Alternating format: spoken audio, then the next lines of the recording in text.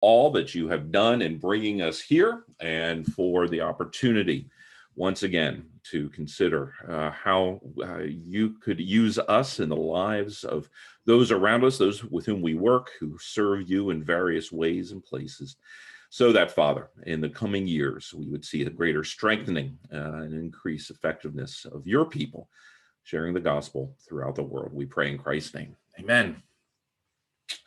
All right. Just to start off this talking, I sent out this time was just kind of two articles. One was a blog from Scott Sauls that came out of his book, and he's actually reposted this once a couple times over the last few years. In many ways, unfortunately, has reposted it because of the need. The other talking about Josh Harris's things that he came out with, and that coming from SOLA organization, I think mostly out west. But any thoughts or responses as you read through those?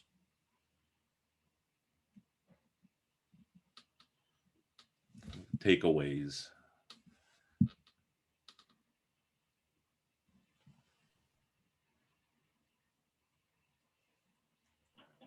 Yeah, just a sad state of affairs, Chris, both from the congregation and pastors as they react to congregational pressures. I think there's a need on both ends of the spectrum for love and reconciliation. And I think we forget the pressures on pastors, not only be pastored and shepherded, but to be, if they have a family, to love their wives well, to manage their kids and love their kids. So there's an array of things that sometimes church members forget, and they expect so much. But on the other hand, as pastors, we should not expect that. Mm-hmm. But yet, what do you do with that? And I think that's why we're under your tutelage to say, how do we gain these cohorts and mentor and pray for one another well.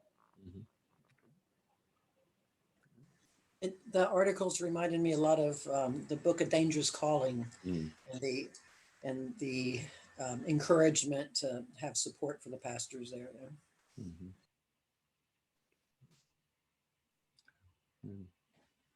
Just a note on that, as The Dangerous Calling, it's interesting, on the back cover of the version I have, it has Joshua Harris's name. It has two or three other pastors that have all fallen out of ministry because of moral failure, who endorsed the book on the back of the book. Right. It's sort of, I guess, ironic, but also just really sad. Yeah. That's a good point. I'm not with my library right now, but I have to check back that when I get back home. So yeah, that's an interesting point.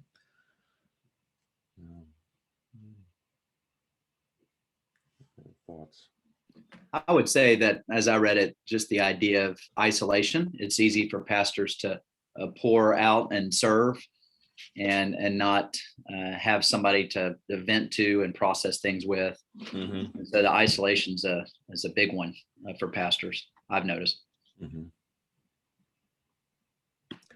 You know, one of the modules that I have that really somewhat deals with this whole topic, and it's under spiritual formation, and it is talked about the pastor's community. And in that, there are a couple of things, and I can show some of it to you next week. But what I do an exercise of, okay, what's the term that we use? Pastor, where does it come from? Poimen, shepherd. And I'll ask, and especially it's interesting to do this with more seasoned leaders, of just saying, close your eyes and you hear the word shepherd. What do you picture? Not in a ministry context, but a shepherd. And everyone sees the same thing. No one has said much different.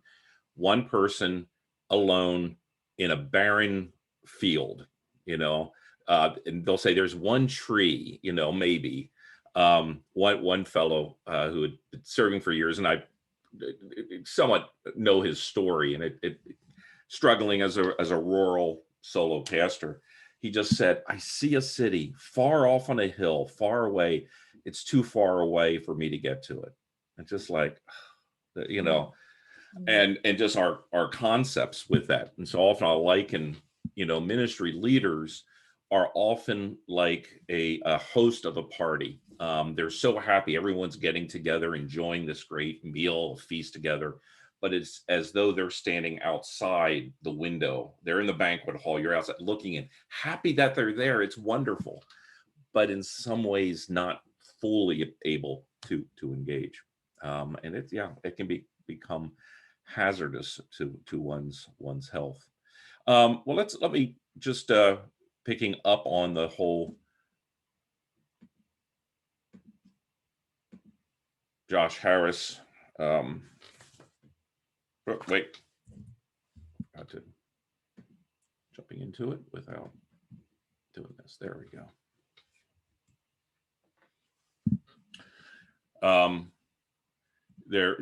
After Darren Patrick took his life, Christianity Today had an article, an obit, and it was interesting in that what was said.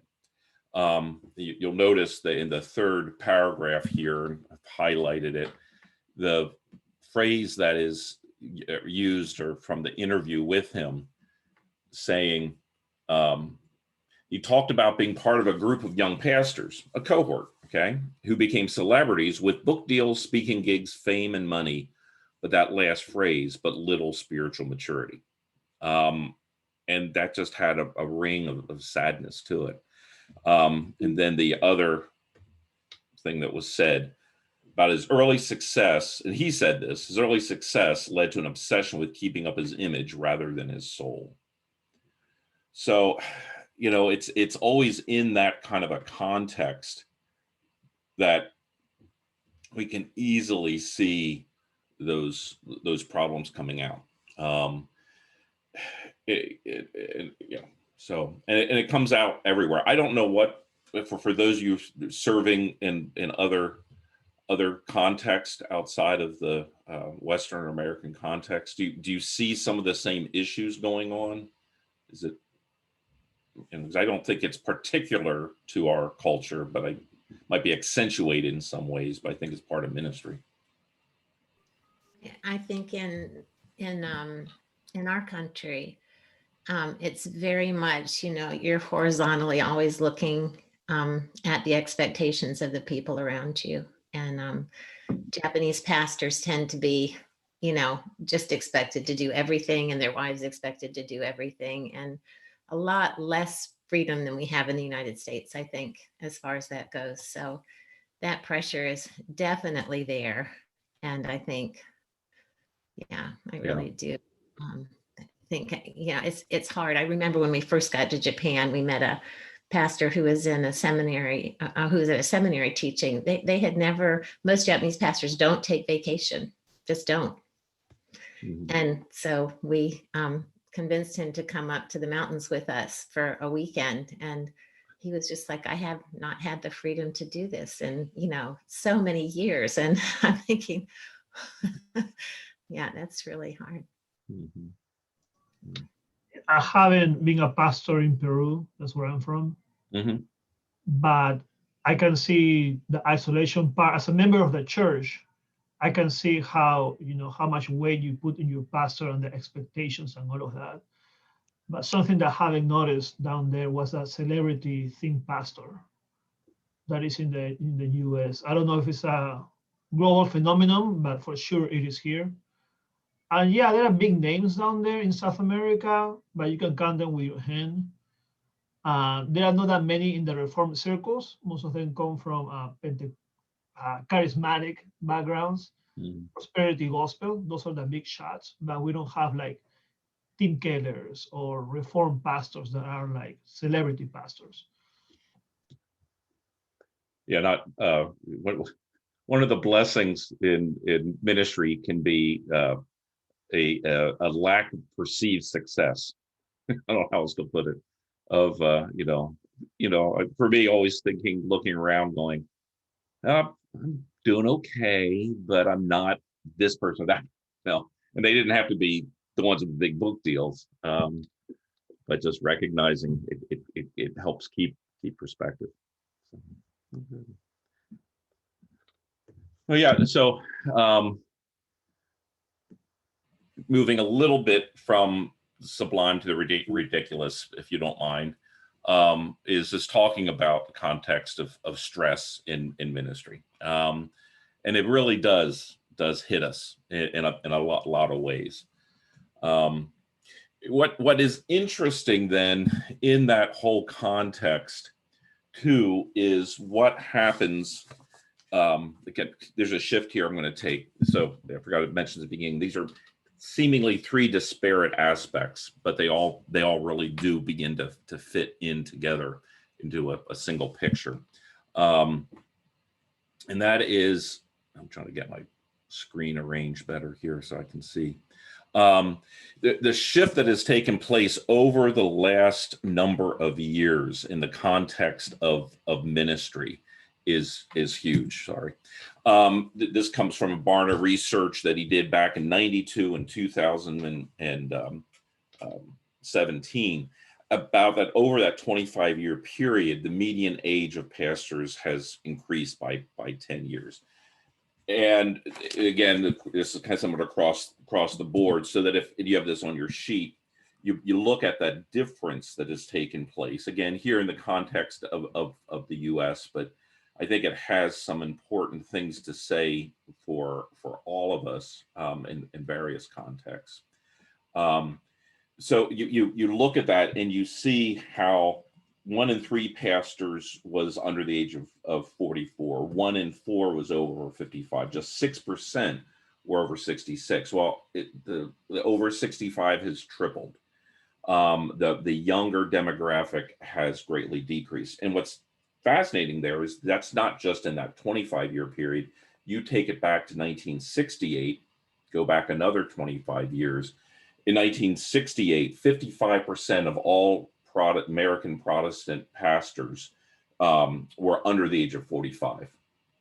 So, more than half were under that age. Now it's just 22% are under 45. Now, and there's a lot of factors for that. A lot of things we can say. And again, when you look at statistics and shifts like this, it's not all bad news. There's good news, and it's somewhere where some of this can come in. I mean, some of the change for over 50 years is the increased life expectancy. Now much more second career has taken place.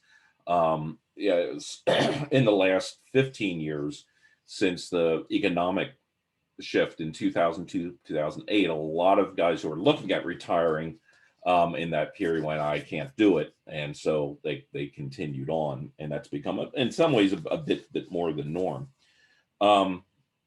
But what's fascinating there with that is, as you look at some of these statistics, what it's saying is it is getting harder to find young Christians who want to become pastors.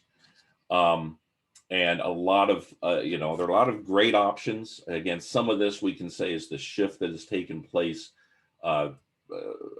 theologically and culturally, and some of it is good.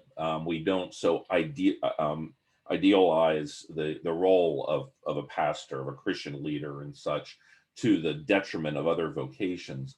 But the need to be able to speak to them and say there is something very positive and good in all of that.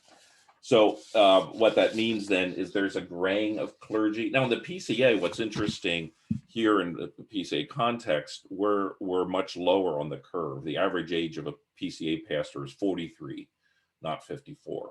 So we have some of the youngest clergy. There was a great article in the New York Times, it's probably about 2 years ago, maybe 3 years ago. The title of the article is "Your Rabbi is a Democrat," which gets your somewhat of attention.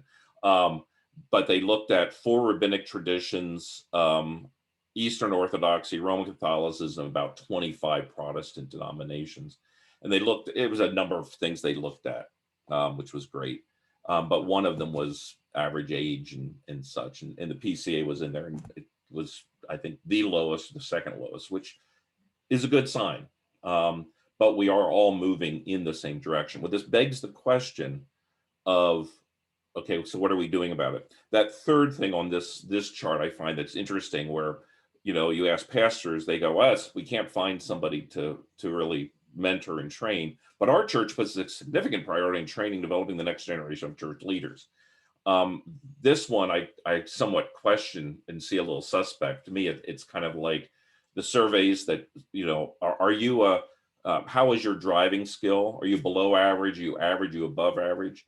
And I think it's like 75% of Americans rate themselves as above average drivers, which you just look at statistically going, okay, it's like we all have honor students in middle school too, or something like that. I don't know. It's kind of what was that Lake Wobegon effect, where everybody was above average. So it just says there is an opportunity. This is where the opportunity is. We have a lot more older, experienced, seasoned leaders out there. And we should then say, okay, what's the advantage? What can we do to leverage that for the younger? But if we don't do anything, then we're going to hit crisis mode, because a lot of us, I look at it in the context. So most of my experience is in the context of M&A.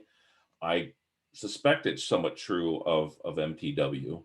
A lot of our leadership is like in M&A, most of our leaders are over 60. And I think back when I started back in '92 with M&A, John Smed was the head of church planting. He was like 36 years old. We just don't see those kinds of younger guys as much.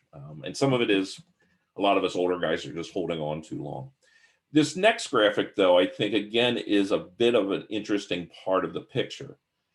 Again, a survey of Protestant clergy. Over 50% of Protestant pastors sensed a call to ministry between the ages of 14 and 21. And often we don't get into the conversations of the next generation of leaders until they're in their mid to late 20s. We're missing a great opportunity here. As the training I've done with mentors, there's one pastor down in Byron, Texas, with Texas A&M. He's started a cohort. As we talked before, there's formation, development, and renewal. Formations in seminary. He said, "Can I use this with college students who are considering ministry?" And I said, "Yeah." So I can almost add an earlier one, discernment or something like that.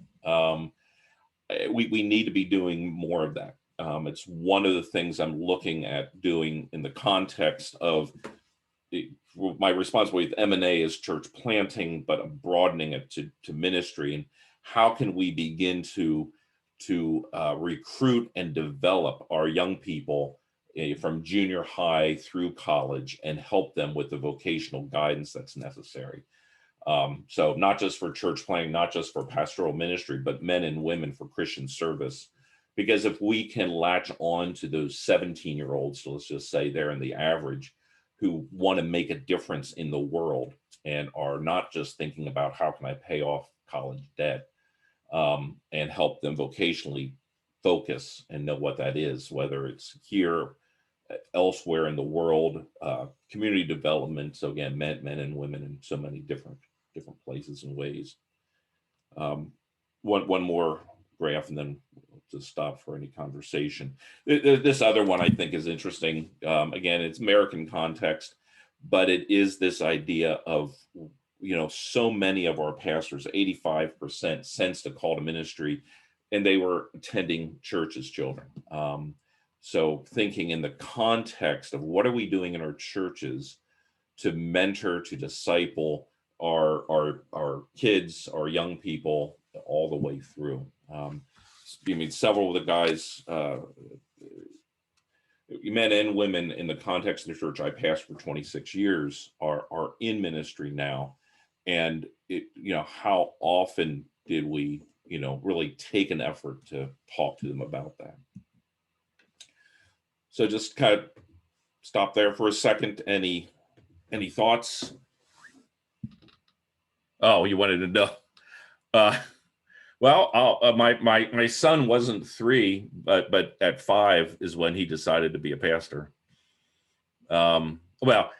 On his kindergarten, they make these little posters. What do I want to be when I grow up? It was either write, computer games or be a pastor. And but that sense of call to ministry really kept up, and he's serving now.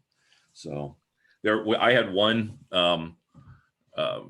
young man in our church. When he was 7, 8 years old, he would come up to me after the service and ask me questions about the sermon, and not in a kind of a strange.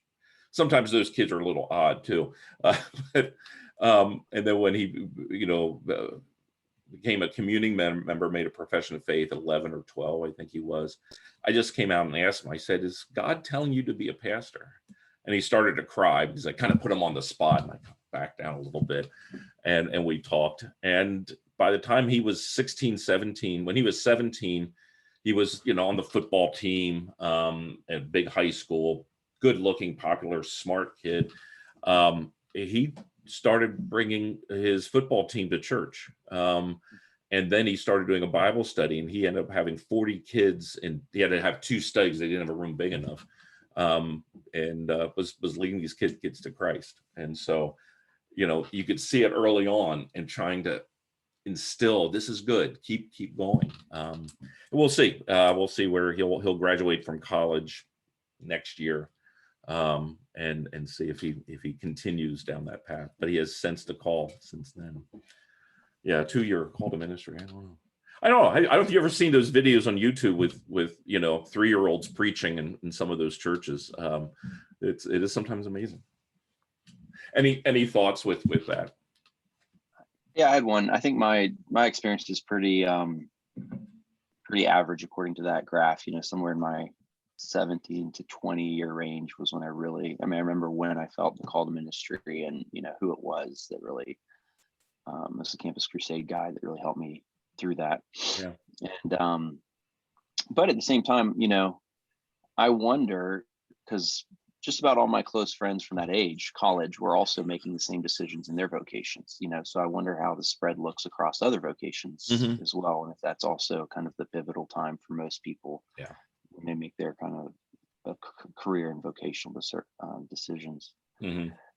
And I'm wondering, kind of in relation to what we're talking about now, what do the financial companies do to sort of recruit talent at that age, and what are the churches doing, that's to really target people at that age as well, to begin getting them in the pipeline. Yeah.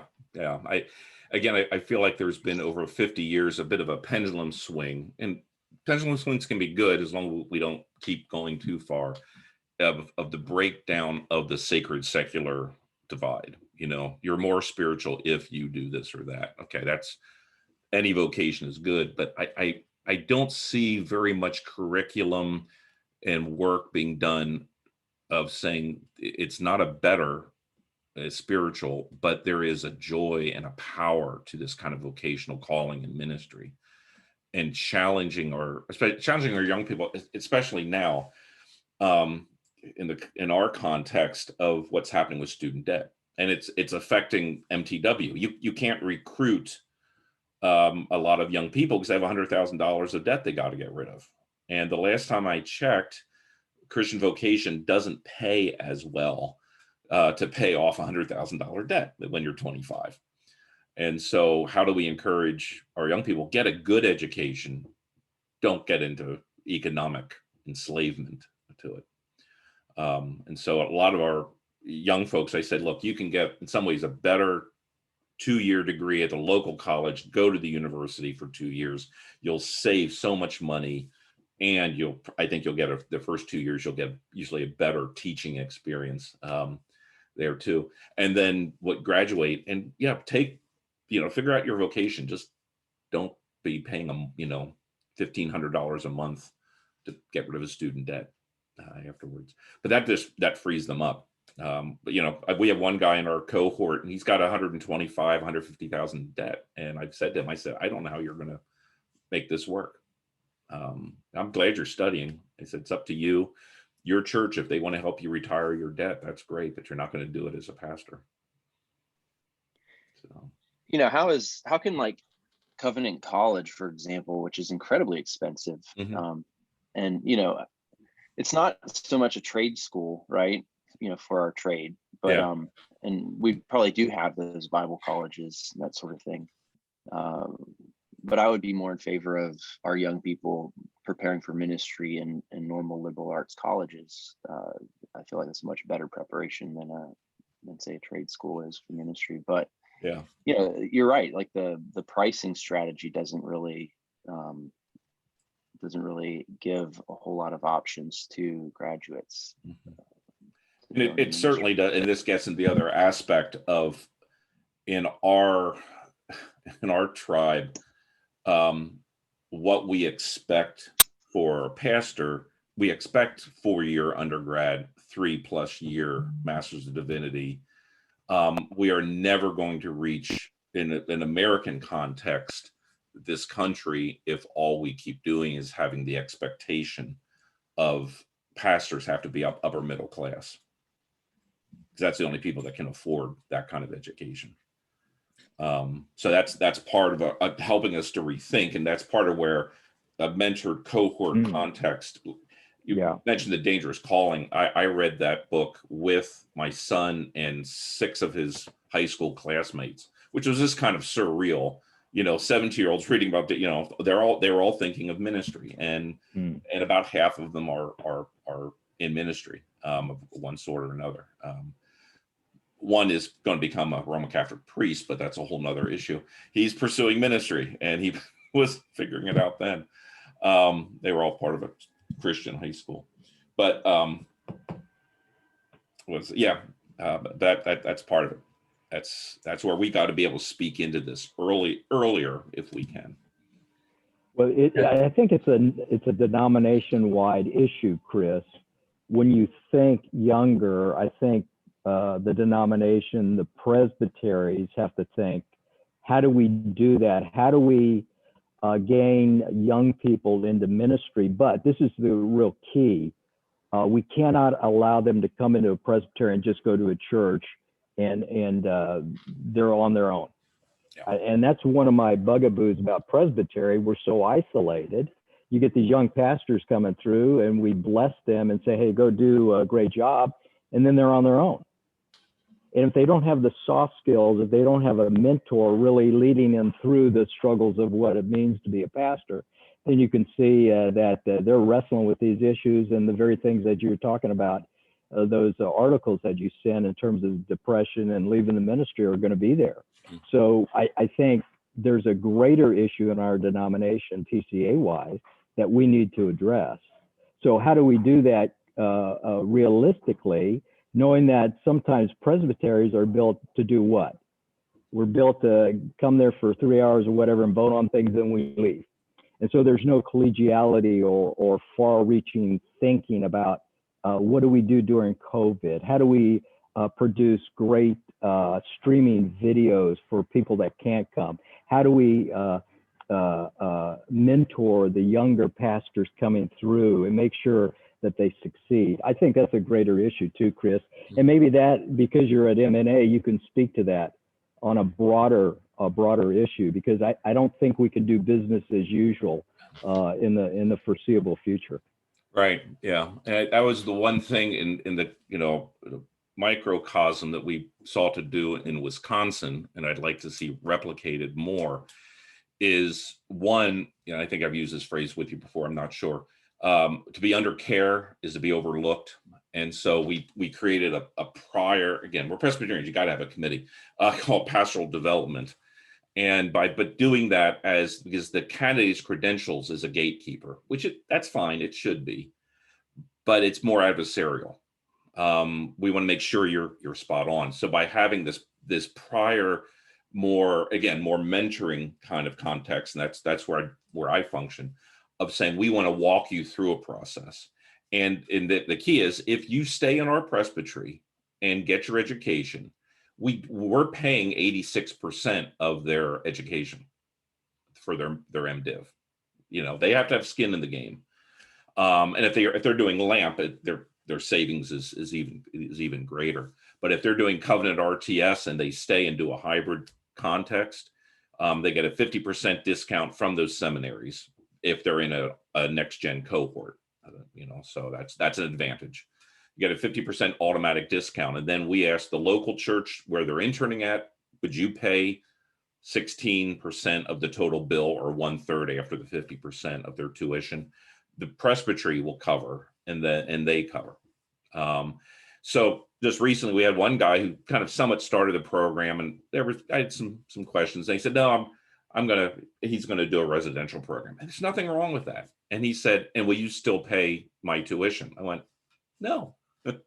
One, we can't pay everyone's tuition wherever they go, but he's recognizing he was going to pay a total of $10,000 a year $10,000 total for his MDiv. Now he's going to have to pay up to $60,000. And so money talks. And part of it is one of the advantages people ask, how do you keep the guys coming to the cohort? We're paying their tuition.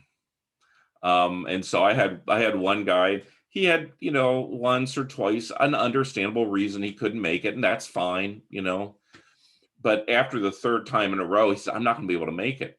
And I went, oh yeah, no, I understand, schedules are busy, and we are expecting a lot. And I said, I just want you to know, we may not be able to pay your tuition for you. What do you mean? I said, and we actually have now a kind of a contractual covenant form that if you mentor a cohort and guys are getting, discounts from Covenant, CIU is doing it now with us too, and RTS, that as a mentor, you must meet, at least 6 times a year. And now we do it 10 in Wisconsin. And the members of the cohort, they're covenanting to be there 75% of the time. Because, yeah, you can miss some. We understand that, but you can't get the financial advantage and not show up, because that's not what it's there for. And so there's a little bit of a carrot and stick going on in that way. Chris, something you said earlier, just talking about how we talk about pastoral ministry, to guys who are younger. I mean, that's something that I've noticed is it just seems like in our presbytery, like guys show up and they want to come under care. And you talked about that process sometimes being adversarial. They feel like, man, I want to explore the possibility that God's calling me to ministry. And then they just get hit in the face with a bunch of people who are looking at them and saying, well, let's see about that, and then they just feel like people don't like them. Right. And then, they talk to pastors and they're kind of like, well, pastoral ministry is so hard, and it is. But, and I think those warnings are good. And I think that process is good. But I mean, just nobody's in these guys' ears saying, this is amazing work. And we're seeing God do amazing things. Like the joy of being in pastoral ministry is you get a front row seat to this stuff. And, and I find, like, more than anything, like the relationships that I'm building with younger guys, like we start talking about that, they just want to hear more and they want more. And, that's what Jesus said, the harvest is plentiful, the workers are few. And, I don't know. I think there's more to the process of just kind of just dreaming with these guys about what God can do through them. And helping them through all of the Presbyterian process where we make things so difficult that if anything happens, it has to be God's will. That they just they want to do it. It's just they need help. I wonder if, Chris, if there's a statistic on the number of pastors who grew up in a pastor's home as a PK, because kind of answering James's question there, there's a reason that Levites were the priests, and the kids are raised around the sacrificial system, and they know it. It's not open to any other tribe. Like Dan, people from Dan couldn't become priests if they wanted to. It's just, and so there's something about being an apprentice in the home of and I attribute a lot of that to my desire to be a pastor as well. Just having seen it and grown up in it. Yeah. There is one study I saw that was interesting. There is there is a significant number of pastors' kids who become pastors. And in my family, 3 of our kids, 2 of them are in ministry. The other one, it really isn't professing faith. And all three growing up somewhat said that. My firstborn is a girl. She was, typical firstborn daughter. She was the second mother. She could run a show. And so the joke was, again, being PCA, you'd make a great pastor's wife. And she is. She's, about 50 yards away and doing a great job. My youngest son is. But the study showed that there's a disproportionate number of pastors' kids become cops. So I don't know if they just got more law and not enough gospel. So I just thought that was interesting. They knew what was right and wrong, and they would rather do it with handcuffs than. So I always thought that was funny. But yeah, no, there is. Where I'm up in Wisconsin, there is. I don't know if you're familiar with the Wells, Wisconsin Evangelical Lutheran Synod. They're all over the country, but their mothership is in Milwaukee, and it is a fascinating denomination. Very good preaching, good law gospel Lutheran preaching, but also very closed off. They do not recognize anyone else. They cannot engage them spiritually unless they're Wells. So I call them the Lutheran fundamentalists. The best thing about them is they love beer, so they're not quite the same. But anyway, almost all of their kids, almost all of their pastors were raised in a pastor's home, which is good, and that creates some other issues in as far as understanding scope and culture and that. But there you really see it. In droves. So, good. Yeah, no, I think it's just getting that part of this is just getting a larger scope, and we can jump in at the point of, I'm interested in call to ministry, and that's great.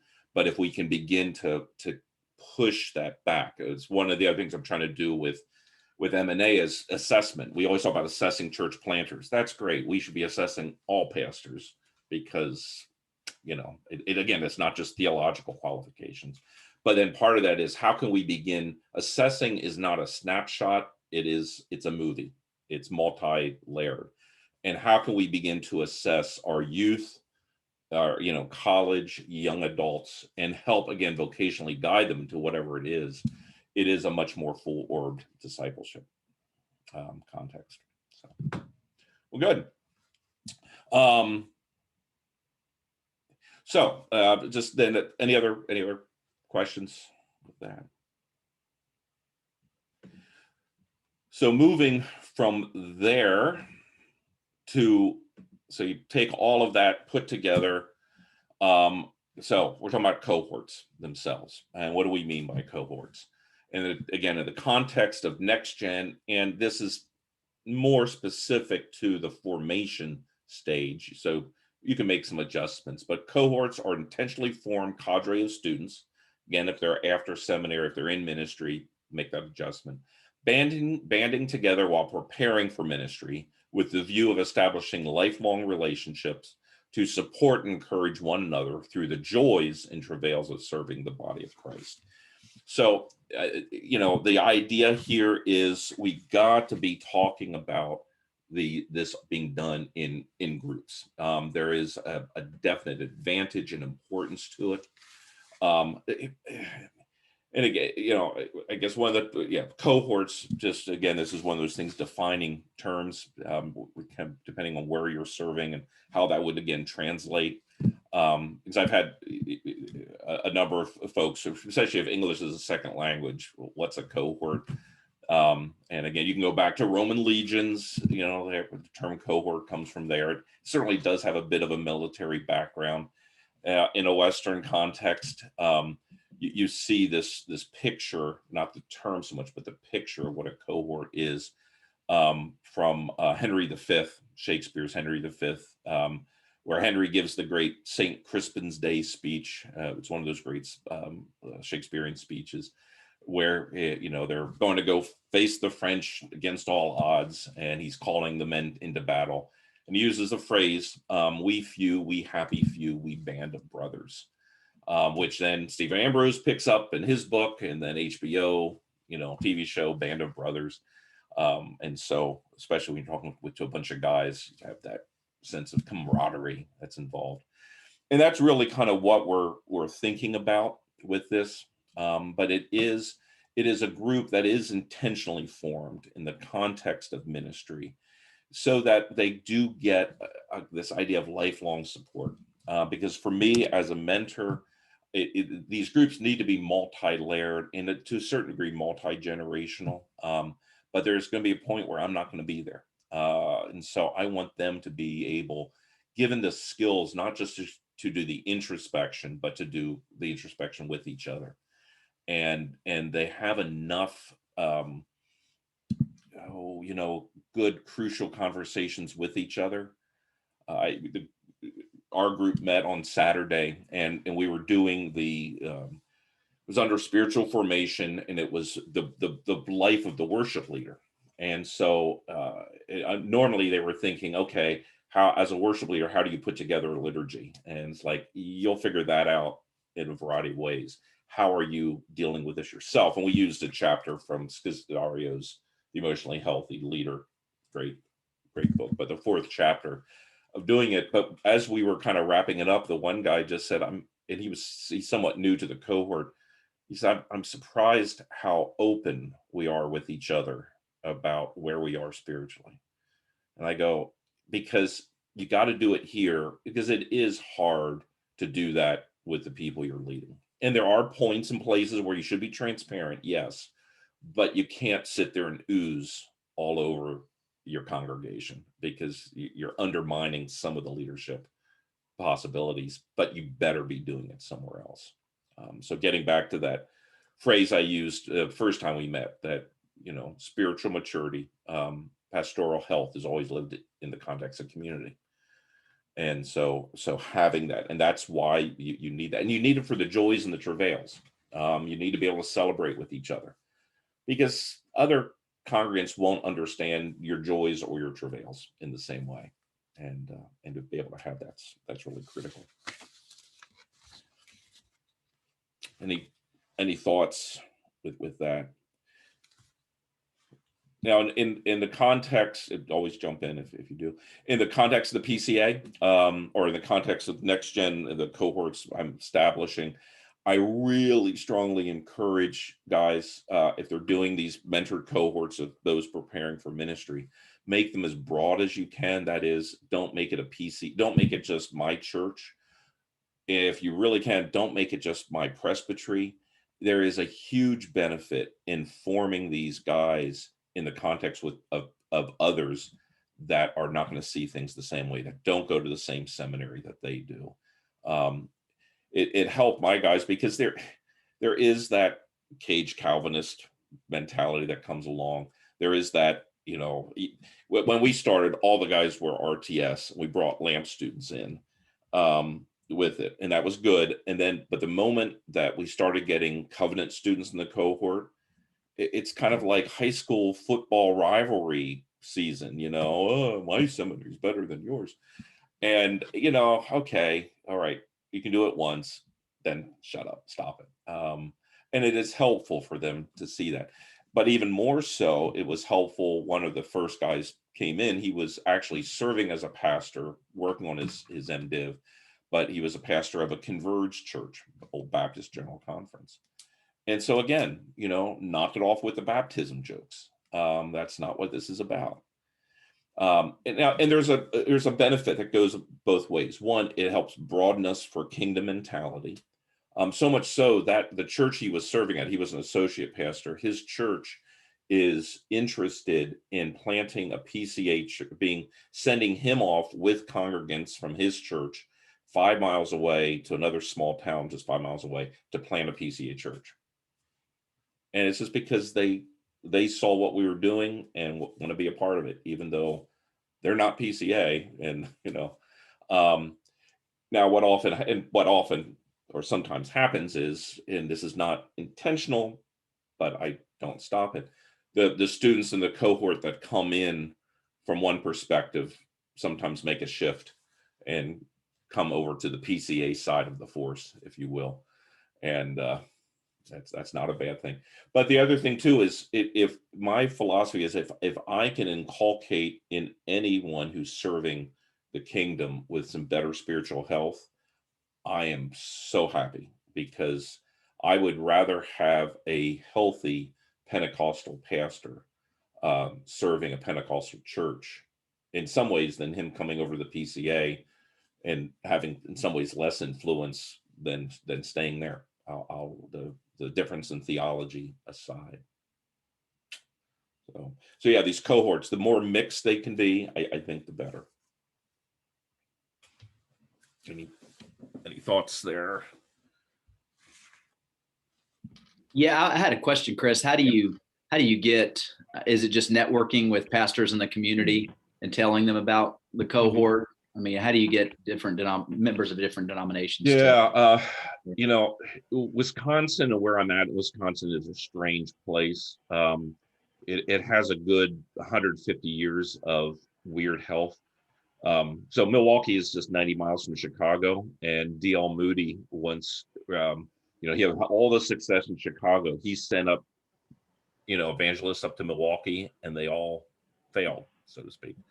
And he phrased the term that Milwaukee is the graveyard of evangelists. Fast forward 100 years, Billy Graham in '63 did a crusade in Milwaukee, and he said it was the biggest failure he ever did. And he reiterated the term, Milwaukee is a graveyard of evangelists. I don't know what it is. Our churches, they get along. Again, culturally, they're Midwestern nice, but they don't play together well. So some of it is Milwaukee is a very ethnically diverse community, and therefore also ethnically isolated community. So there were German Catholics and there are German Lutherans, and that's all there are with Germans. Actually, there was a German Baptist church that still preached in German until about 10 years ago. Isolated, as you could tell. So anyway, what I would reach out and try to get together with pastors. It went fine, but didn't go very far. They were a little suspect of having a Presbyterian train their guys. What the connection was with the guys themselves. In my context, that worked great. They did the recruiting. They had a friend that they knew either from because they were from the area, had a childhood friend, high school friend, college friend. Oh, I want to go prepare for mission. Well, why don't you come join our cohort? They were some of the best recruiters in that sense. But if you're in a community in which, as pastors, you're getting together across, and so one of our other cohorts. Okay, this is not the world's biggest stretch, but if you know PCA, it can be. In Wisconsin, we have 2 formation cohorts. I lead the one. The other guy that leads it is Dave Veldhorst. So some of you may know, he was in Taiwan, right? Yeah. He's OPC and he's leading Thailand. What? Thailand, not Taiwan. Taiwan. Oh, Thailand, yeah. And Japan. Yeah, you're right. Right. So, but heaven forbid, OPC. And I had to convince some of the guys in our presbytery, this is okay. Just go with it. This is a good thing. So, that's. Hey, Chris, do you have like a good number that you shoot for to establish your cohort?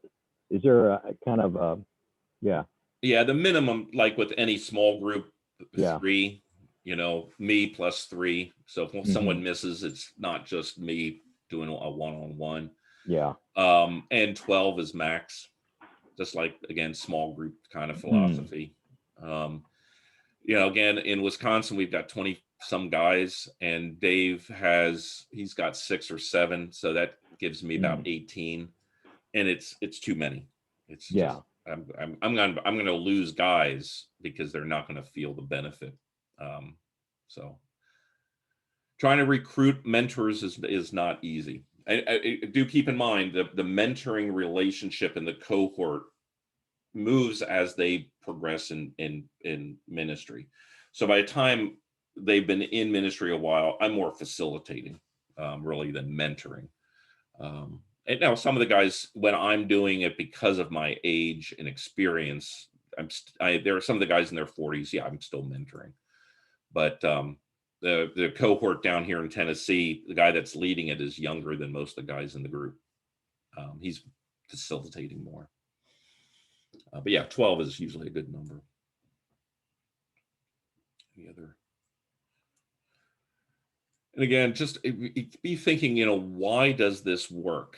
And I think on your sheets have some things about, why these cohorts, we are built for community. It is part of the image of God in us. I think what we do and how we structure ministry is in some ways antithetical to what we really want to see. I talked about that shepherd picture, and part of that exercise, just do a thought bubble. And what are all the put up on the whiteboard or flip chart? What are all the terms we use in the context of pastors? And, so teaching, teacher, preacher, elder, all the terms. And I said, so how many of these are terms that isolate us? A preacher, it's an isolating term. I preach, you listen. I teach, you listen. Our book, word evangelist, man, our book of church order, it basically says if there ain't nobody around you can't do it, you're an evangelist. It's like, and we put all those terms up, and I said, now let's look through scripture. Prophet, priest, and king. They're often isolating terms, but so often you look in scripture, they weren't necessarily in isolation. I think prophet, you think of Elijah all by himself. You think of John the Baptist all by himself. Jeremiah stuck in the well, all by himself. But there was the school of prophets. There was community involved. And the same thing with really all the terms we see in the Old Testament pictures, what we see in the New Testament. And so we got to help us think, no, there needs to be a shift and do this together. Even though the one phrase or picture I'll often use of, especially as Presbyterians, that we are functionally 3-year-olds. And I mean that in the best sense. I don't know if I've shared this before. You have 3-year-olds play together. They love having a friend come over to play, but they do parallel play. I have my toys, you have your toys. If I like your toy, I will take it. If you touch my toy, I will scream bloody murder. And that may not be quite that bad at a presbytery meeting, but it sometimes can be. And so what these cohorts do, and having a mentor, and I bring other people to help facilitate as well, is it begins to give a picture and a focus of what Presbyterian should be in working and collaborating in a much healthier way. I love my presbytery. We really get along great, but there's so much more, I think. There's so much more we are doing now in a healthy way than we did 10 years ago. So yeah, so those are some of the other terms. We really need this for lifelong encouragement. The other thing on there I mentioned is we really learn ministry in the context of doing it with others. And that's true. That's true of every profession. And so we isolate pastoral training, ministry training too much. And so by doing it together, working together, even if we're working in different contexts, this really helps. These cohorts, mentored cohorts, helps that process. Any other thoughts or questions? All right. You may have noticed I am recording this. Andy wasn't able to make it, and I'll send it to Phil and to Dan, who is hopefully getting a good morning sleep or whatever it is right now. Good night's sleep. So, all right. Well, very good.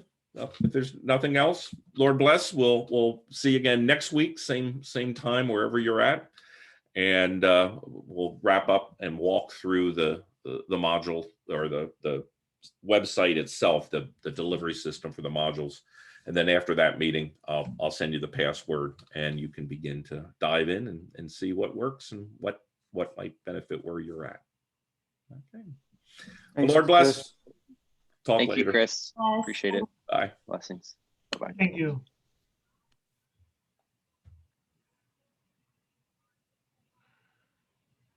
Hey, Chris. Yeah.